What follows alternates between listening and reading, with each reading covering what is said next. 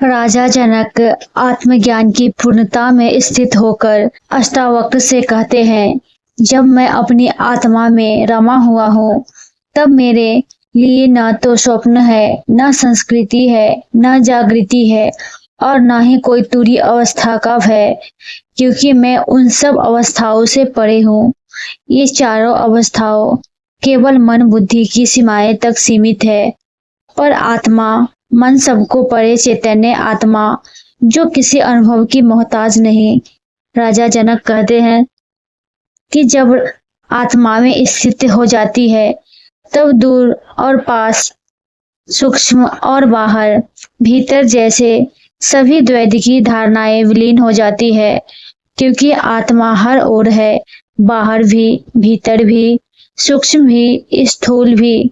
ठीक वैसे ही जैसे ब्रह्मांड में जो कुछ भी है वह शरीर में भी है, वही अनंत में भी है, और जो कण कण में है वही अनंत में है। यही समग्रता हमें बताती है कि यह ऊर्जा और पदार्थ वास्तव में दो नहीं बल्कि एक ही चेतन प्रवाह के हैं। दो अलग अलग रूप है जो निरंतर एक दूसरे में रूपांतरित होते रहते हैं।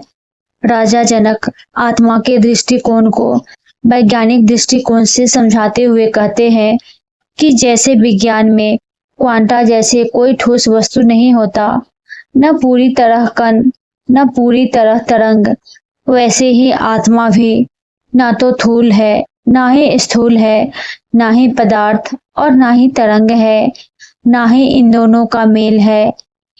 इसमें जो आत्मा का एक मुक्त है वह आगे कहते हैं कि पूरी तरह स्थिर हो जाना आत्मा में, तो मेरे लिए ना मृत्यु शेष रहती है और ना ही बंधन। जीवन का कोई अस्तित्व रहता ही नहीं और ना ही समाधि की कोई जरूरत। आगे ना कोई आरंभ है, ना ही कोई अंत। उसका ना तो जन्म हुआ है, ना ही मृत्यु। जो जन्म लेगा वही तो मरेगा, लेकिन आत्मा तो अजंता है, इसलिए वह अमर है। वीडियो अच्छी लगी तो लाइक एंड चैनल को सब्सक्राइब करें।